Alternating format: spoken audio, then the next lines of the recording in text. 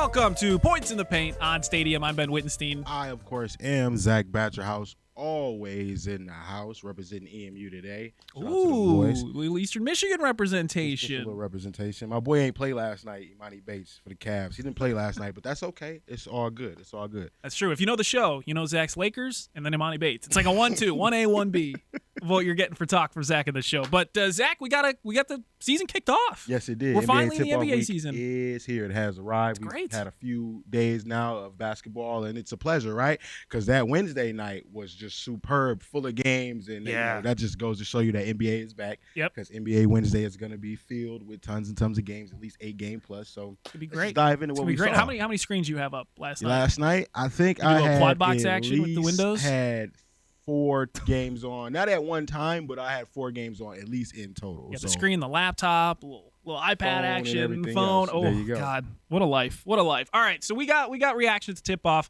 Zach, Ben, we got Evan Ones in and the twos. corner over there, Yes, sir. doing E-dub. everything with the buttons. He's going to join us for the B block as well. But Zach, first 2 games of the season. Let's just go back and talk about that for a second because we had the opening day, Yeah, I'm opening pretty sure night. you were pleased with 4 the first, games. with the first game Yeah, outcome. I was. My bets though weren't very pleasing. I did bet the That's Lakers. I want to tell you, I bet the Lakers, Okay. and they let me down. That's so kinda funny. I don't know if they could redeem themselves in my eyes at I'm this point. feeling I like need a that couple about days. another team in the West. We'll get to that later. Trust me, I'm very frustrated. And you'll be able to tell that I'm frustrated with said team based off the graphics that the fans will see in the show later on. And Evan, you might be able to pick up on that too, on which team I'm talking about, to be exact. I'm excited. But anyway, Nuggets. The Nuggets, Denver tough. Nuggets.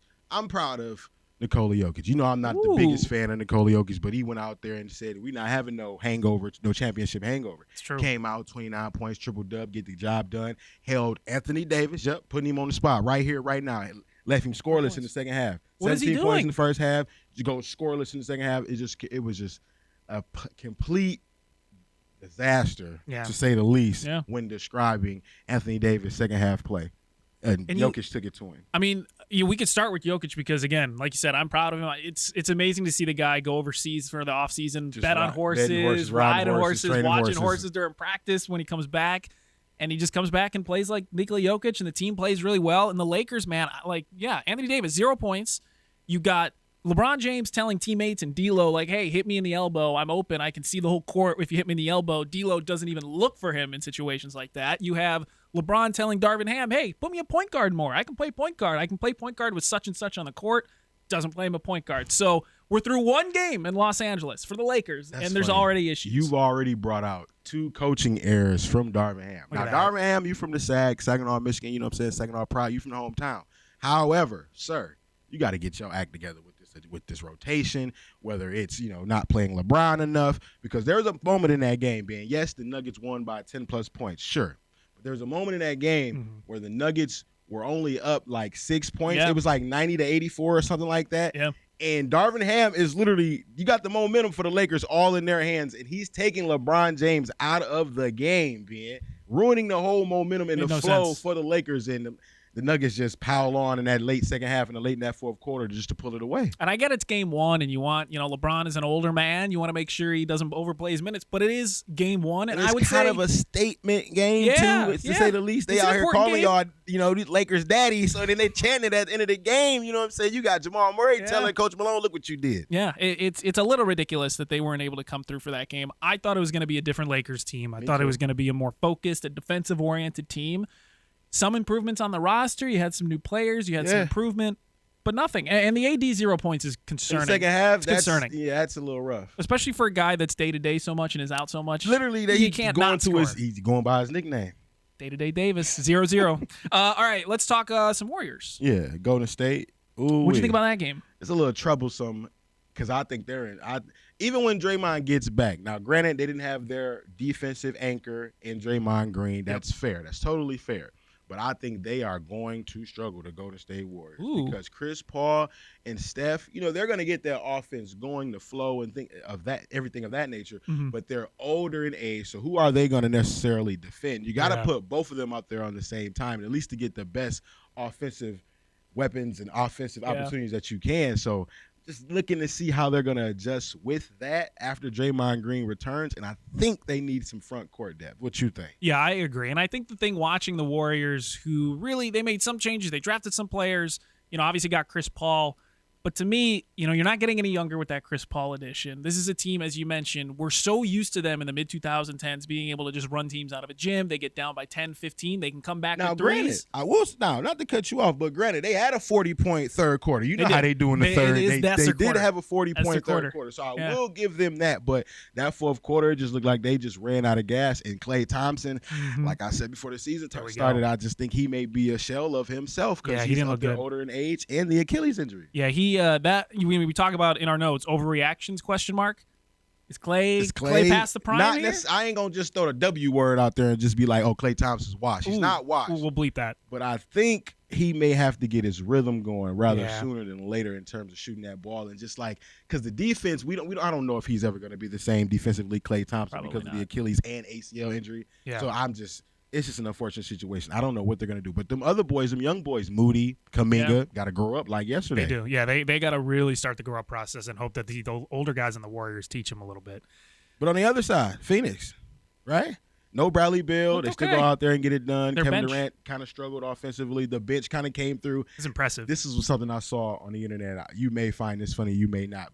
But apparently the Phoenix Suns lost a second-round pick in one of these upcoming drafts because they were talking to Drew Eubanks before they were supposed to. So they lose a pick because of that. Because they were talking to Drew Eubanks? Yeah. That's a tough way to lose a pick. Right, a Drew Eubanks. You know what I'm saying? But he went out there. He played well. The bench kind of played decent for the Phoenix Suns. Not like what Devin Booker ultimately was able to go out there and do, drop 30 and play make when he could, 8 assists, things of that nature. So he played well. I'm looking forward to see how they look once Bradley Beal returns. Yeah, and Shams reported today as of this recording on Thursday, you're going to have no Beal, which really stinks, and no Booker on a Thursday night game against the Lakers. So we're still not going to see up until this point them fully healthy. Right. Will we see them fully healthy sooner rather than later? I don't know. Well, remember what Dave King said. Make sure you check out that interview, too. Yeah. Remember what Dave King said? He said he's not sure if this starting lineup will at least play 20 games together. He wasn't sure.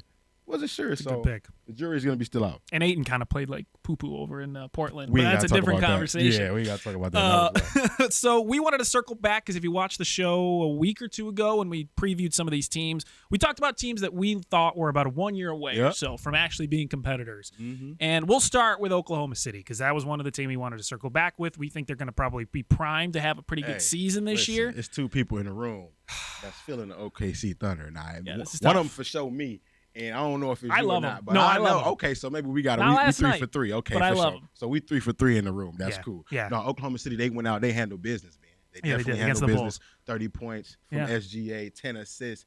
Yeah, man, if you want to vent about the Bulls, you can feel free to have the floor. You know what I'm saying? The floor is yours. They had a team meeting after the first game. A players only meeting after the first game. How do you have a team player meeting after the first game? Already struggling, man. You have the whole offseason to have a team meeting. Every day you can have a team meeting in the offseason. Yes. Why did the first game you're like, oh, we're in trouble here. This is bad. Vooch was yelling at Billy Donovan on the sideline. It's bad. It was some moments in that game, though. Andre Drummond crossed Shet.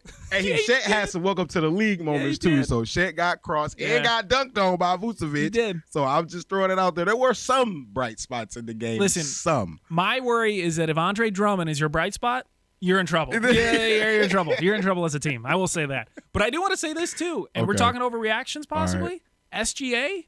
Early MVP candidate. Hey, listen, early MVP I know candidate. It's early. It's super early. Like first week of the year. But listen to me. And my man's going to double down for us later in the show. So don't even trip. I love it. Remember, I said that before the season started. Now, I gave y'all the narrative. I painted the picture for y'all.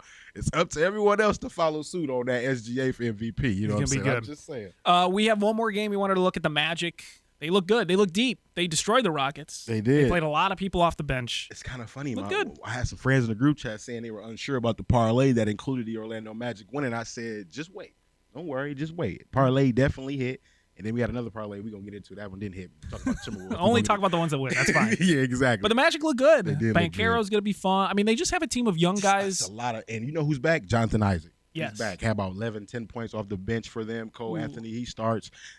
They got too many good players. They may have an issue. Yeah, they're going to have a wealth. About that. They got a lot of dudes that are going to come in and try to play like 20, 25 minutes. And that coach is gonna Mosley, he's gonna have to figure it out, man. He has a luxury though. That's a good thing. You know what I'm saying? Having too many, you know what I'm saying, good players that can become great or, you know, even better players. So we'll see what happens with the Orlando Magic. We're excited. All right. Coming up on the other side, what are we talking about? What we talking about on the other side, you do not want to go anywhere because on the other side of the break, we talking Pistons a little bit. We're going to talk Boston Celtics, and we might even circle back on Oklahoma City Thunder. Don't go anywhere. We'll be right back.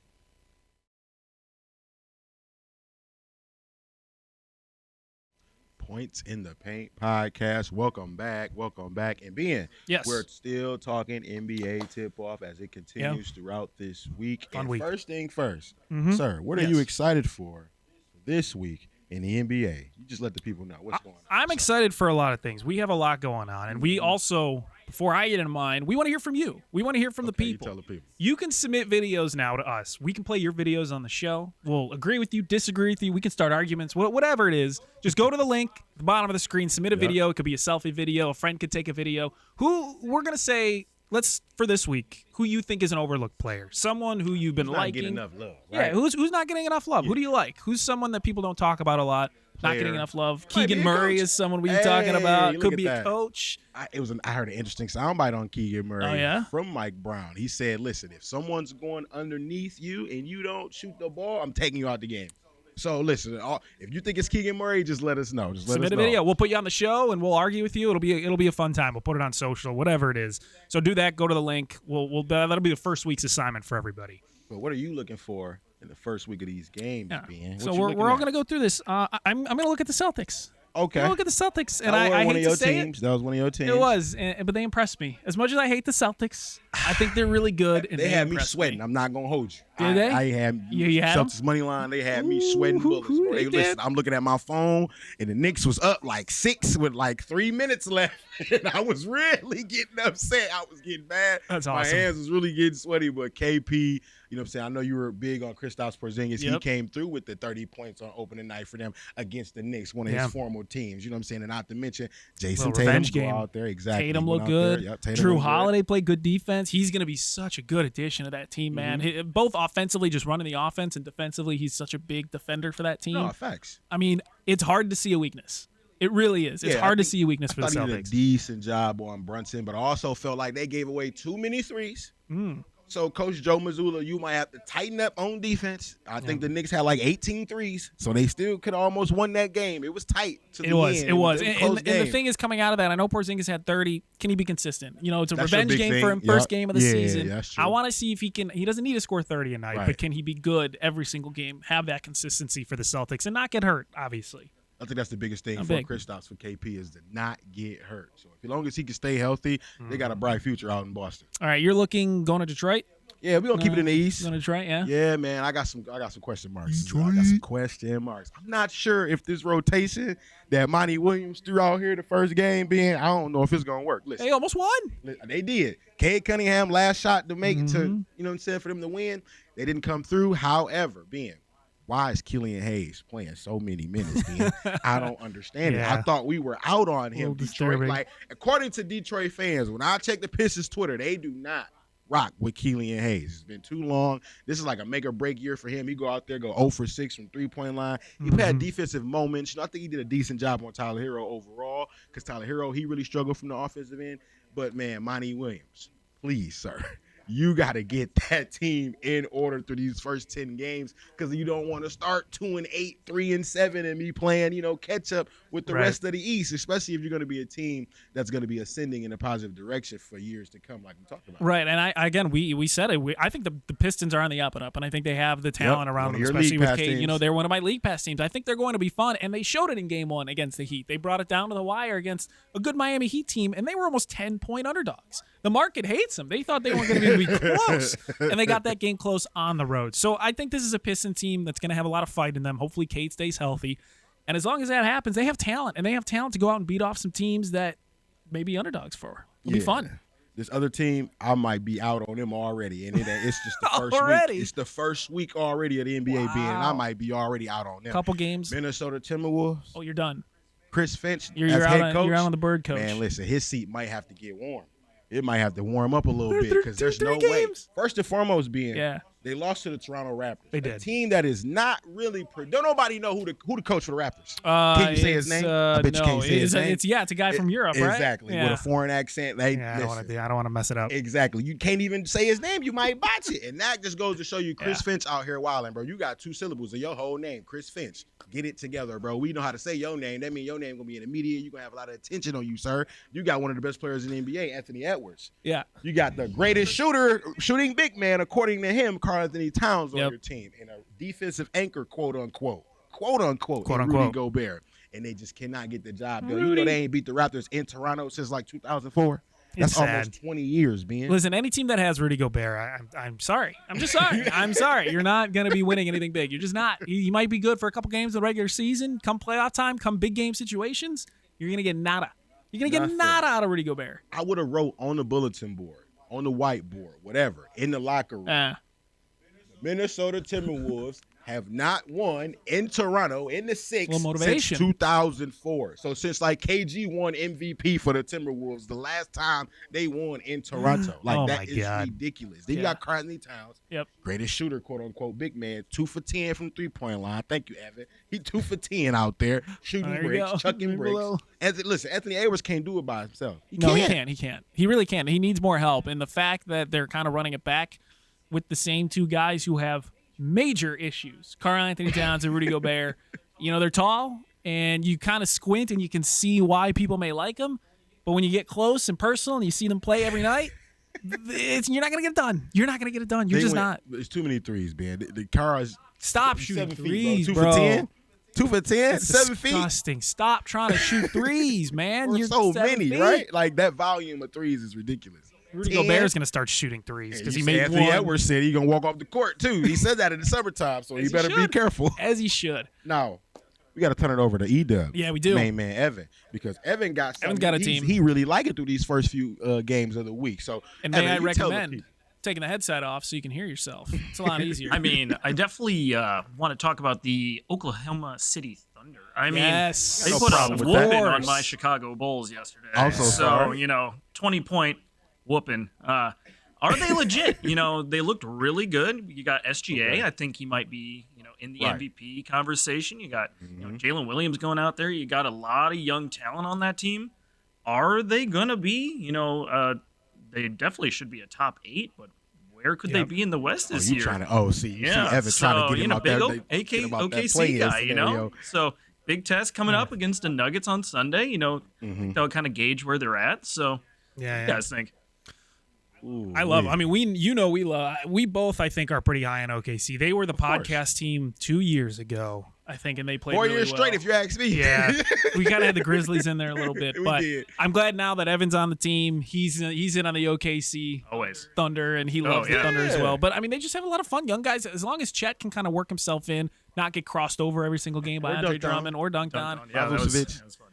It was a little sad. It was a little sad to see him start his NBA moment. Right? Just welcome to the league moment. And I think, again, Josh Giddey, he can be a triple-double every night if he really wanted to. I love his hair. He has beautiful hair. And Lou Dort, he brings defense. They have a lineup of dudes. Jalen Williams. The second-year cat. He is balling. Nice alley. This is going to be a team. I don't want to say they're going to have a bunch of household names, but SGA should be a household name by the end of the year. If he isn't already. Yeah, and I think the way that he played against the Bulls, he's hungry, he's capable, he can hit from all 3 levels of the court. I think the it's crazy ridiculous. part about it being, and you tell me, Evan, what you think. He went like 12 for 18 from the field. So it was as efficient as it comes. And then on top of that watching him, it's just so smooth. He just looks so unrattled. He doesn't get rattled. Bulls had no answer for him. They couldn't stop him. No matter who they put on him, Patrick Williams, DeMar DeRozan, Zach LaVine, don't put Kobe White, barbecue chicken alert. Don't even put him on it. You know what I'm saying? So we love OKC here. So those are our teams that we're looking out for. That's what we're going to look for this weekend as you're watching the show, Saturday and Sunday, what we're going to be looking for. It should be a lot of fun. And we want to mention again, let us know who's a player you think is overlooked. We'll put you on the show. We'll put you on socials. We'll all argue with you. We'll agree with you. Whatever you think. The website's right there. Shoot a little video. Coming up next. What do we got? A little Wemby talk? We have to talk a little Wemby. We got to talk Wemby. We can't go nowhere without talking about the number 1 overall pick and how well or not well he did. It was only one way to find doubt. And in-season tournament action is happening as well. Yeah, they promoting it too. I don't know if you saw that commercial. Yeah. We're going to talk about it. Yeah, we have some takes. We have some takes on that one. That's all coming up next on Points in the Paint.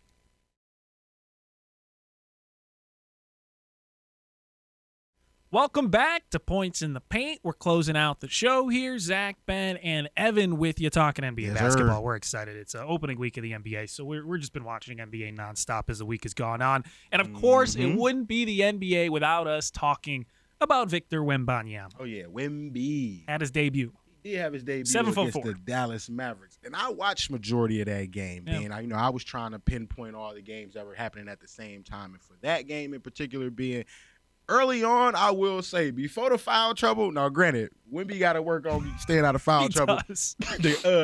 The referee, Tony Brothers, got to chill. He was talking about that during the game. It was like, bro, you got to chill on Wemby. He went straight up on one. You know what I'm saying? Like, just let him get his feet wet in the league real quick. You know what I'm saying? He was making a couple threes to start the game early on, and then he just didn't score again until the fourth.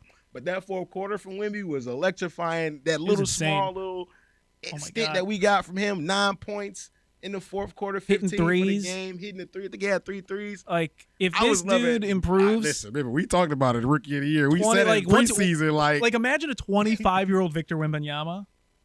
He might be 100 points a night. Yeah. He's going to be holding that 100-point thing every single night. Nah, it's going to get crazy. Because to be 7'4", unicorn, and just to shoot it and let it ride, let it just confidence out his hand. He was working the crowd, That's what I'm saying. Rookie, he is very mature for his age. And I know you picked Chet, and I picked Scoop for Rookie of the Year. I have no problem being wrong. It might be Victor. We might both be wrong. It might be Victor. No problem with Victor. The NBA, before we go, they're going to have an in-season tournament in Las Vegas. Yes, sir. And you ain't seen. I'm excited? Did you see the commercial? Yeah, it's kind of fun. It's pretty legit. Yeah, So you got Draymond out there looking like a rent-a-cop. Then you got Anthony Davis sitting in the chair with the suit throwing the card. You got your boy DeMar DeRozan and Trae Young. They fight in the elevator. So they getting ready for it. They're trying to hype us up for the in-season tournament. It's something different, something fun. I think the NBA will be better for it, to be honest. And that's going to do it for this edition of Points in the Paint podcast. I'm Zach Badgerhouse. That's my main man, Ben Wittenstein. You know Evan Walter, E-Dub, on the ones and twos, holding it down for us, and we appreciate him so much. We love it. Thank you. Watch all the NBA action that you possibly can this week and this weekend. I know it's some NFL and some college football out there, but make sure you squeeze in some NBA, and you will hear from us next week.